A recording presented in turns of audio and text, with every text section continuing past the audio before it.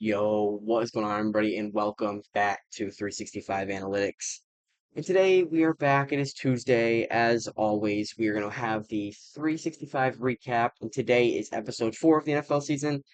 Today we're going to be recapping, or not the NFL season, the football season in general, college football, NFL, all of that. But week 5 of the college football season, week 4 of the NFL season, we are going to be recapping everything as always, our weekly Tuesday episode of the 365 recap. We have a lot to talk about across college football landscape and the NFL landscape. Um, we have a lot to talk about. It was a great week of sports. We had some great football games. Nonetheless, we started off with a banger Thursday night football game.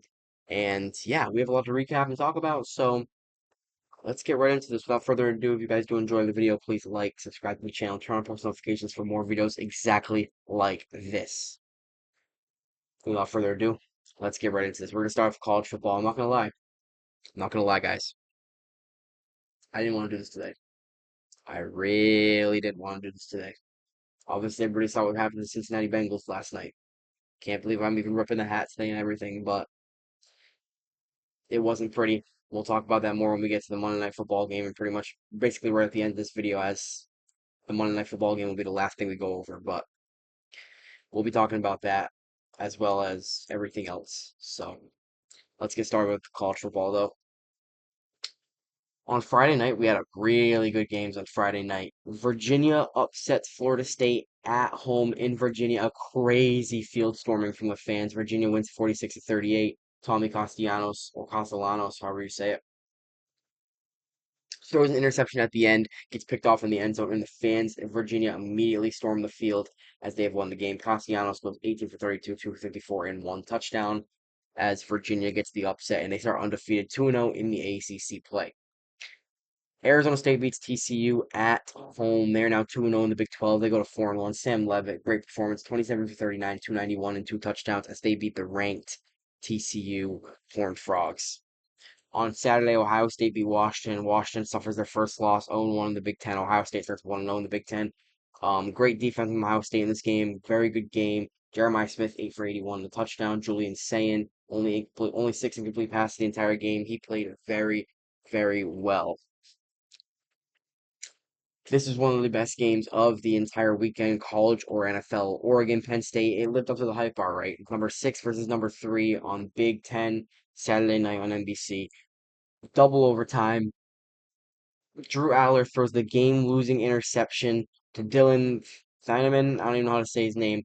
30 to 24, the Oregon Ducks led by Dante Moore, who played a great stellar game as well. 29 to 39, 248, and 3 touchdowns. Was stellar to say the least. They go into Happy Valley during the whiteout game and get a win in the Big Ten to start 5-0 and 2-0 in Big Ten play as they beat Penn State on the road. And James Franklin is still horrible versus top 10 teams. So that's a big problem that Penn State needs to fix if they want to be considered anything big. I feel like this happens every single year. Every single big game Penn State plays and they end up laying an egg. So let's see what ends up happening there. LSU Ole Miss 4 versus 13. Very good game. But Lane Kiffin and the boys continue their undefeated streak, 3-0 in SEC play. They win the game 24 to 19. I mean, Kawan Lacey, 23 for 87 and a touchdown. I mean, Lane Kiffin just outcoached Brian Kelly in this game. I'm not a fan of Brian Kelly as a coach. I mean, I don't think he's a great coach, but Garrett Nussmeier needs to do more. There was Heisman hype for him going into the year. He needs to do more for LSU for them to get over the hump, really. And Ole Miss just won that game. They won it in Ole Miss, and they just outplayed LSU for 4 quarters, basically. Alabama goes into Georgia and upsets the Dogs. Georgia falls to 1-1 in SEC play. Alabama goes to 3-1. Ty Simpson. I mean, we saw them all lose to Florida State. I was on record probably. I was on record saying I lost all confidence at Ty Simpson. I did not like Ty Simpson. I think he was horrible, but I gotta give credit where credit's due. 24 for 38, 276, and two touchdowns for the guy. 24 to 21. Alabama still owns Kirby Smart, Kalen DeBoer or not. They lost to FSU week 1. Everybody thought the ban was over. Everybody thought the dynasty was over. Alabama fans were calling for Kalen DeBoer's job, including me. I thought Kalen DeBoer has not done a great job. He came from Washington. He played. He didn't play in an animal like the SEC, and now he's won 3 straight. Given his biggest wins are Wisconsin and now Georgia, but Alabama gets the best of Georgia again. They're going to take on Vanderbilt next week, which we'll talk about in a second. Auburn, Texas A&M. Texas A&M gets the win in a very defensive game at home versus the Auburn Tigers. I mean, Jackson Arnold was pressured again, similar to the Oklahoma game last week we talked about. He just got killed. He got killed by the Texas A&M defensive line. Le'Veon Moss, 21 for 139 and a touchdown. Marcel Reed was all right. Texas A&M, the better football team. They start 1-0 in SEC play. Indiana and Iowa in a defensive game. Indiana comes from behind, late touchdown to beat Iowa 20-15. Fernando Mendoza throws a 49-yard touchdown to Elijah Surratt with 128 in play. I did see that the Indiana took an intentional safety at the end of the game to run out the clock, and the spread was like -6.5 or something like that, and then Indiana only ended up winning by 5, which is a bad beat for bettors. But yeah, Iowa State killed Arizona 39-14. Iowa State might be a college football playoff team this year. I think they're that good. I mean, I think they're the best team in the Big 12. I really do. They're they they're a good team. They're a good team. I mean, Fita didn't even play well. He had to throw 48 passes because they were playing from behind the entire game. But yeah, Tennessee beats Mississippi State in one of the best games the entire weekend, 41-34, overtime game. Joey Aguilar, 24 for 30, 335, and a touchdown. I mean, this was a great game. I think Mississippi State is for real. They're 4-1 now, 0-1 in the SEC. They are no longer a pushover in the SEC. They went toe to toe with Tennessee in an SEC game, went toe to toe with a much better team than them. I think Mississippi State is a good team. I think they're going to make some noise. They're definitely going to make a bowl game. They're going to make a high profile bowl game. I expect them to get eight or nine wins at the end of the year. I think they're going to be that good. So, in a very, very tough SEC as well. Georgia Tech beats Wake Forest on the road in a come from behind win. I mean, Georgia Tech was way too close for comfort in this game. They start 5-0. Haynes King, Brent Key, and the boys get it done against a team they're way better than, so it shouldn't have been that close. Vanderbilt and Diego Pavia start 5-0. And game day is going to Alabama next week for Vanderbilt versus Alabama. So that should be very interesting. Diego Pavia, 5 touchdowns, just continuing his great run. I mean, I'm not gonna say he's gonna win a Heisman, but you at least have to consider the way he's playing right now. So Vanderbilt is just on a roll. I would have never expected Vanderbilt to be this good. Teams like Vanderbilt and Mississippi State, it's crazy to see what they're doing right now. So yeah, Missouri kills UMass. No surprises there. Illinois and USC played a very good game on Big Noon Saturday. Illinois, after the killing loss, where they lost by like 50 points versus Indiana the week prior, they ended up getting a rebound win at home versus USC. And they get that win. So yeah, Notre Dame kills Arkansas on the road. Notre Dame's defense played better than I expected here. I expected Taylor Green in Arkansas to play better in this game. I expected more points to be scored from Arkansas, but CJ Carr and the Fighting Irish, man. I mean, they're not going to go away. This is their best win so far, clearly, and the committee's not going to overlook them still. So yeah. BYU beats Colorado on the road. Dion's team is just not that great. They might make a bowl game this year, but Caden Salter's not that guy. I mean, BYU's the better football team here. They're the better football program right now, and they get the win over Colorado in Big 12 play. So, yeah, it's basically a quick recap of last week of college football. Let's preview week 6 real quick, and then we'll go into the AP poll and see what I think about the AP poll, and then we'll get into the NFL, and then we'll wrap up. It's gonna be a little bit of a quicker one today as it's kind of late now, and then I really wasn't feeling this today. I'm not gonna lie, I wasn't feeling this today. My energy's not here today because mainly what happened to Cincinnati Bengals last night. But as I said, we'll talk about that. West Virginia versus BYU. BYU is now ranked 23. They're 4-0. They're hosting West Virginia at a 10:30 game on Friday night. SEC game on Saturday afternoon. Kentucky, Georgia, Georgia at home in Athens. I expect Georgia to roll in that game. They're just the better team. There's really nothing to say. Iowa State, Cincinnati in a Big 12 game should be interesting, but Iowa State's clearly the better team here. Cincinnati's had a pretty good start, 3-1 start. I always root for Cincinnati because I'm a Bengals fan. I root for Cincinnati football. I don't really root for them. I'm not a fan, so to speak, but I root for them. But Iowa State's a better team here. They should win that game. Wisconsin, Michigan, Big Ten game. No one really cares. Bryce Underwood and Big Blue should really just roll in that game. Illinois, Purdue, Penn State, UCLA. Penn State might win by 50. Texas, Florida. Can DJ Lagway play a better game? That's basically what I'm watching right now. Arch Manning, DJ Lagway. This is hyped up to be one of the best games of the entire year starting the season because everyone expected DJ Lagway to really show up and play well, but he hasn't.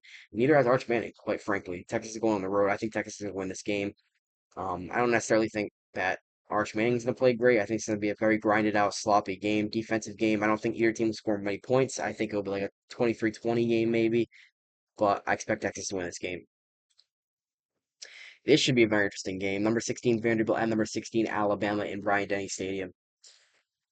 Diego Pavia, his toughest test yet. Playing the number 10 team in the country, who's won three in a row since their opening day loss. If you told me Vanderbilt would be on College Game Day a few years ago with how at the state of their program at that time, I would have been shocked because what they're doing right now is crazy. But at Alabama, Kalen DeBoer, we'll see what end up happening there. Notre Dame hosts Boise State. Notre Dame should roll there. Virginia, now in the AP poll, now in the top 25 as a 4-1 team. They play Louisville. That should be a very good game. 4-0 at home. Louisville hosting Virginia. Louisville wins this game. They're for sure going to be in the AP poll. They probably just missed it at this point. Oklahoma, without John Mateer in this game, is hosting Kent State. Either way, they should win by 50. Texas Tech and Houston, 4-0 versus 4-0 Big 12 matchup. Both are 1-0 in the Big 12. This should be a very intriguing game in the Big 12. I don't think either of these teams really touch Iowa State. I still think Iowa State is better than Texas Tech. I still think Iowa State is much better than Houston. But I mean, this should be a very good game in the Big 12. Be a very interesting game. Minnesota, Ohio State in the shoe. Ohio State's gonna win that game. Another one that should be pretty interesting. Miami Hurricanes coming off the bye week. Carson Beck, well rested, going into Florida State to take on the Seminoles in Tallahassee. Should be an interesting one. Carson Beck's playing good football right now. 9-7-2, 7-3. It's probably the best game of the weekend, to be honest. Right aside of Vanderbilt versus Alabama, 4-0 versus 3-1. This college game, they would have been traveling to Florida State right now if Florida State didn't lose to Virginia last week. But nonetheless, it's a very good game. And then Mississippi State versus Texas A&M, which I think will be a very sneaky game. As I was just talking about Mississippi State, they've showed some fight. They went toe to toe. They played 4 quarters, 5 quarters pretty much overtime versus a very good Tennessee team with a very good quarterback and a very good head coach, Josh Heupel. So I expect Texas A&M to win this game. The number 6 in the country. They've surprised people. They might have the strongest resume in the entire country, but Mississippi State will be close in this game. I think they will be. They'll do a good job. So yeah. And now let's look at the AP poll and give my reactions, and then we'll get into the NFL. So yeah. And here is week 6. Going into week 6 already is crazy to say, but here's the AP poll college football rankings going into the week. Ohio State and Oregon top it off at 1 and 2. Zero surprises there. Miami at number 3. Ole Miss at number 4 off the big home win versus LSU. Oklahoma at number 5, also off the bye week. Texas A&M makes a jump 3 spots over the dominating defensive win versus Auburn. Penn State goes down to number 7 at 3-1. Honestly, I mean, Drew Aller just chokes in big games. James Franklin chokes in big games. What do you do? I don't even know they should be this high, but we'll see how they end up. We'll see how they end up doing. They should kill UCLA this week. Indiana at 5-0. One of the few teams on here that's played 5 games. They go up 3 spots, number 8 in the country. Kurt Signetti, back-to-back great years. Texas at 3-1 at number 9. Alabama at number 10. They go up 7 spots over the win over Georgia. Texas Tech at 4-0 at number 11. Georgia 3-1, they're number 12. LSU at 13.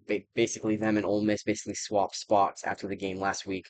Garrett Nussmeier needs to play better. They dropped 9 spots. Iowa State stays the same. Tennessee stays the same. Both those teams coming off wins this past weekend. Vanderbilt, who travels to Alabama, should be a good SEC game. Georgia Tech falls 1 spot in the grinded out game versus Wake Forest. Florida State falls 10 spots after the upset loss versus Virginia. Mizzou kills UMass. They're number 19. Michigan, they come off a bye, right? Nebraska game was last week. I'm not tweaking. Nebraska game was last week, right? Yeah. Everything just blending together at this point. 3-1 Michigan, the number 20. Notre Dame goes up 1 spot after the win versus Arkansas.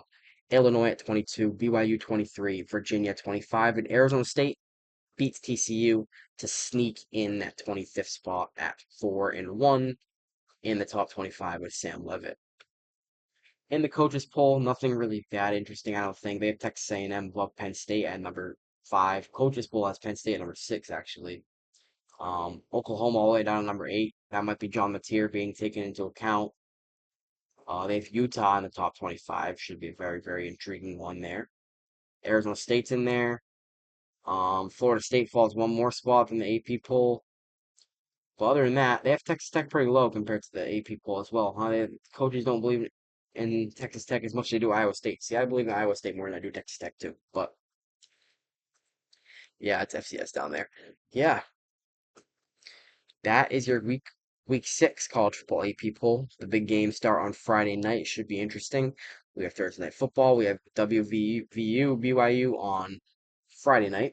So without further ado, let's get into the NFL portion of this video and talk about the absolute disaster that happened last night. So, yes, NFL Week 4. It was an interesting one, all right? And we started in Glendale, Arizona on Thursday night. Jason Myers kicks a game winner after taking the smelling salt to beat the Arizona Cardinals on the road. Seattle's 3-1. Arizona drops to 2-2.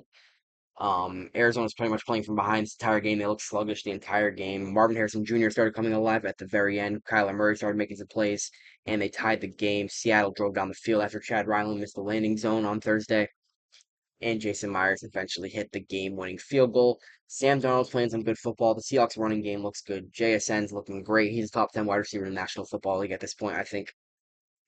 In Seattle's playing some good football. And Sam Darnold's proven me wrong so far. He's playing some good football even without Kevin O'Connell in the fold. So good for Seattle. They're 3-1. They look pretty good right now. I'm still not really sold on them as a team. I like Mick McDonald a lot, but they're 3-1 nonetheless. Vikings Steelers 9:30 game in Dublin. Steelers win 24-21. It was pretty much Steelers killed them. This is way closer than it actually was. Aaron Rodgers and DK Metcalf were lighting it up. DK Metcalf had an 80-yard touchdown at one point. I mean, they were just firing on all cylinders. Pittsburgh goes to 3-1. Minnesota goes to 2-2. Minnesota's defense did not look nearly as good as it did against Week 3 in Cincinnati, or not in Cincinnati, against Cincinnati. But Carson Wentz for 350 and 2 touchdowns still. Gainwell played a great game. Gainwell stepping in for the injured Jalen Warren, 99 yards, 2 touchdowns. Metcalf 126 and a touchdown. Great game for the Steelers. As much as I hate them, Commanders Falcons Atlanta rebounds off the loss to Carolina to get a win at home versus Marcus Mariota and the Commanders. 34-27 high scoring game. Michael Penix has a good rebound performance. Bijan Robinson good as usual. And Drake London finally having a good game for my fantasy team. 8 catches, 110 and a touchdown. Good for the Falcons. They are very inconsistent. They're a very questionable team, and you never know what you're gonna get from them on a Sunday. But they're 2-2, and they get the win over Washington at home. We'll see if Jaden Daniels is ready to go this week. Buffalo beats New Orleans at home 31-19. I'll say this, I'm impressed with what New Orleans did in this game. I mean, Spencer Rattler was decent. The Saints kept up for 4 quarters. I expected this to be a 30-point Buffalo Bills win. The spread was like, I think New Orleans covered the spread, honestly. It's probably more in the double-digit spread, but New Orleans never had a chance in this game. They're a bottom of the barrel team at this point. Buffalo's one of the best teams in the league, if not the best team in the league. Many people might say right now. Josh Allen had a good game. James Cook's good as usual. Khalil Shakir had a pretty crazy touchdown, but they're 4-0 and they look like the clear front runner in the AFC. We'll talk about the Baltimore Ravens in a second, but yes.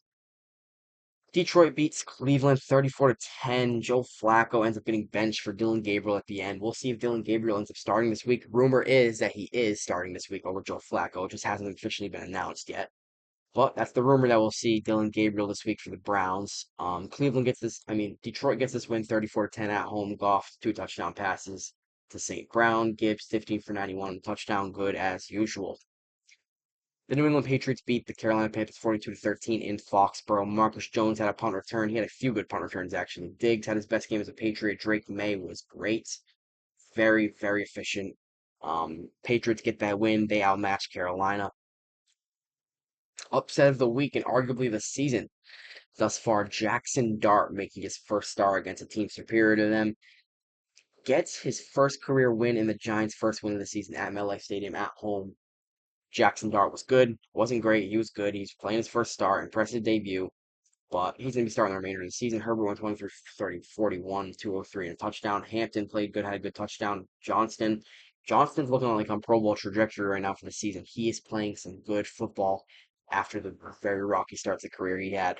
But Quentin Johnston's looking good. So Chargers lose this game after getting three straight wins against division rivals. I still think the Chargers will be fine. I think this is just a rock in the road for them. Giants win this game. Philadelphia, Tampa Bay, battle of undefeated teams going into the day. Eagles win 31-25 on the road. They had a fake tush push executed 31-25. I mean, the Eagles were not good at all in the second half. That's the bottom line. Their passing game couldn't get anything going. Even Saquon Barkley wasn't playing that well. But Tampa Bay fought back, but it wasn't enough in the end. The Eagles did enough to win the game. They're still 4-0 miraculously, even after AJ Brown hasn't been producing like crazy. Jalen Hurts had some rocky passing games, but Baker Mayfield played well. Bucky Irving did some work for my fantasy team, and the Buccaneers come close but do not get the win. Houston shuts out the Tennessee Titans even after a new play caller, Brian Callahan. It's only a matter of time before he is gone. This game was very rocky to start. I think it might have been 6-0 at halftime, but Houston gets the shutout. I think it's Houston's first shutout. Oh, yeah, here it is. Houston's defense got its first shutout in almost 15 years, and the offense did the rest. Stroud has his best game of the year. Woody Marks kind of his coming out party, 17 for 69 and a touchdown. Nico Collins at 79 yards. This is a very good game in SoFi. Tutu Atwell makes a late 88-yard touchdown with this guy starting Matthew Stafford on his fantasy team. 27-20. The Rams get the win over the Colts. I gotta say, I'm impressed with what I saw from Indianapolis. I mean, they're looking great so far. Louis Anarumo has the defense playing well. They have some good pieces. They have Cam Bynum, Charvarius Ward's playing. They're playing well. They're playing well. Nick Cross is a good player. DeForest Buckner is still there. I mean, they have guys. They do. They have guys. I'm impressed with what I'm seeing from Indianapolis. Them competing in this game like this. The Rams are one of the best teams in the National Football League. That's the bottom line. Matthew Stafford's playing great. Puka Nacua is looking like the best receiver in the NFL. Not even close, by the way, through a few weeks. 13 for 170 and a touchdown. Kyron Williams is good, but Indianapolis, they're making me optimistic. I'll just say that. Jacksonville gets the win over San Francisco 26-21. Purdy threw 309 and two touchdowns. Travis Etienne, a great game on the ground. McCaffrey, another good game. Jacksonville, Liam Cohen. I said it before the season. I thought Jacksonville would be a 9-10 win team, and I stand by that. They're 3-1. I still think they're winning the AFC South. Even after everything I just said about Indianapolis, they're impressing me right now. But the way Jacksonville's looking right now, I think they're going to win the AFC South. I love what Liam Cohen's doing. Even Trevor Lawrence doesn't even have to play that great, and Jacksonville's still winning football games. So, yeah. Kansas City beats Baltimore 37-20. Vintage Mahomes, his best performance in a long, long time. It's probably his best performance since his last MVP season. 25 for 37, 278, four touchdowns. Xavier Worthy's back, 5 for 83. Lamar Jackson went out in this game. Baltimore's beat up.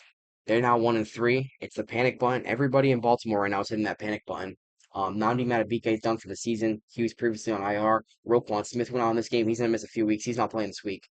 Lamar Jackson left this game with a hamstring injury. A lot of people were speculating he might have quit the game. He might have just quit. They were down so much. He might have just left the game.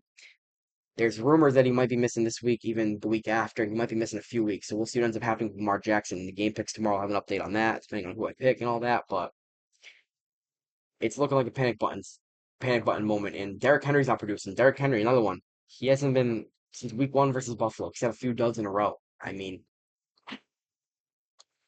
it's panic button in Baltimore, and we'll see. It's a real world where the Pittsburgh Steelers win the AFC North at this point, so it's pretty crazy to say. But Chicago beats Vegas in a game-winning blocked field goal. 25-24 win over the Raiders. Caleb Williams, 212 and a touchdown. Ashton Genty, his best game as a pro, 21 for 138 and a touchdown. This is kind of his coming out party. Him and Hampton both had great games on Sunday. Odunze, 4 for 69 and a touchdown. Green Bay and Dallas tie on Sunday Night Football. It takes overtime. Both kickers hit a field goal. Both quarterbacks played well. Dak Prescott's playing well. Jordan Love played well. Josh Jacobs ended up coming out alive in the second half. George Pickens had a great game. I mean, Dallas's offense is stellar. Even without CeeDee Lamb, Dak Prescott is playing well. He's playing like if Dallas was a better team, if Dallas had a better record and they were a better team, then we'd be talking about Dak Prescott as an MVP candidate right now, and that's the bottom line. I mean, both quarterbacks played well in this game. I had Jordan Love on my fantasy team, 337 and three touchdowns. But yeah, they tie on Sunday Night Football. I still don't believe in ties in the NFL. I don't think they should exist, but a great game nonetheless. 40-40 on Sunday Night Football, and the game went till midnight. we'll talk about this one first. Jets, Dolphins.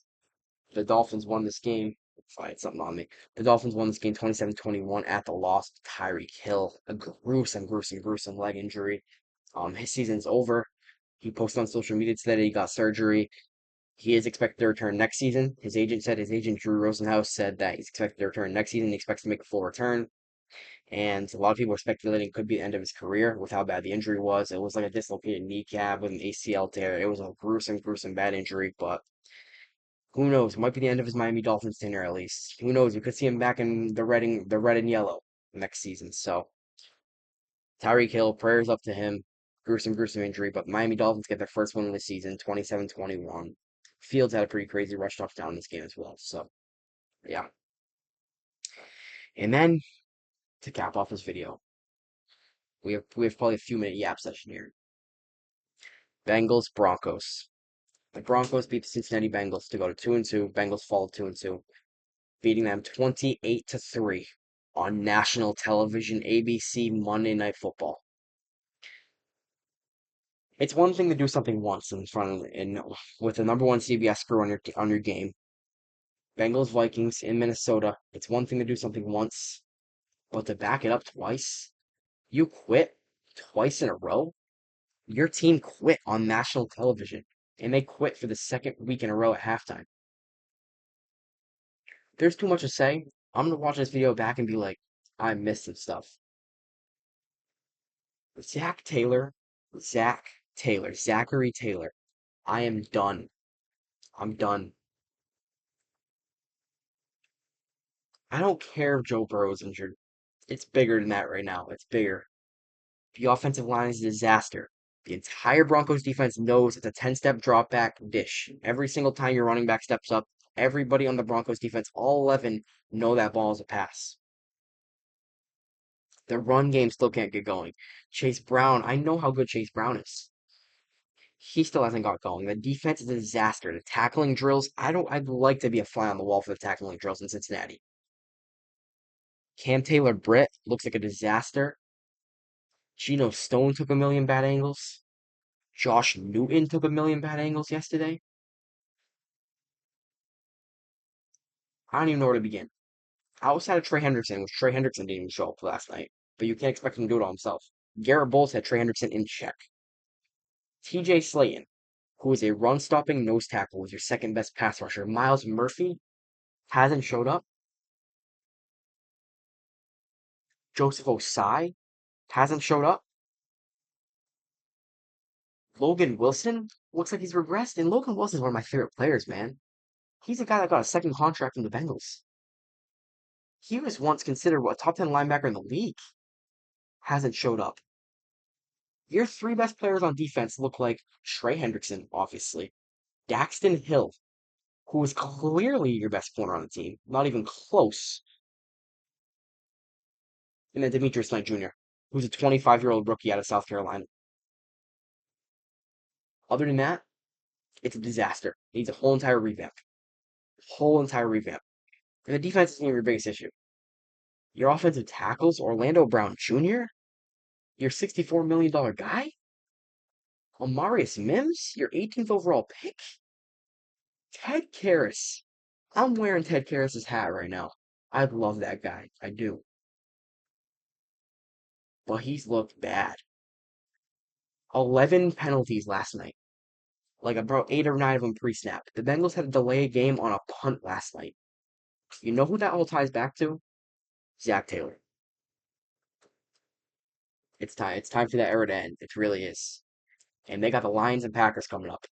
I am bewildered to see what the Lions and Packers are about to do to this team. They can't stop the run. They can't tackle.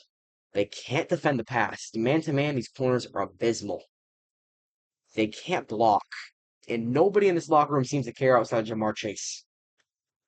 Jamar Chase and Zach Taylor got in a little bit of a confrontation yesterday. He's sick of it. He's the only one that plays with passion on this team. No one else seemed like they wanted it, except him. And Jake Browning's going to be their guy. We like the guys we have in the building. This, that, patty whack, knick knack, as James Winston says. Go get James Winston, really. But It's bad, man. It's bad. And to think that I'm gonna be going to Cincinnati this month, or not next month, technically it's still September, but October, I'm gonna be going to Cincinnati. Man, it's just I don't even know what to say right now to stay with this team. They're gonna lose the next two games. That's the bottom line. They're gonna lose the next two games. Season's over. It's a disaster right now. Zach Taylor needs to be the kick the curb. But there's zero chance they fire him mid-season. I'd literally be shocked if he got fired mid-season. There's pretty much 0% chance that happens. But yeah, it's rough over here in Cincinnati right now. But congrats to the Denver Broncos. Bo Nix played well. J.K. Dobbins played well. The Denver Broncos won a game fair and square. Zach Taylor is horrible.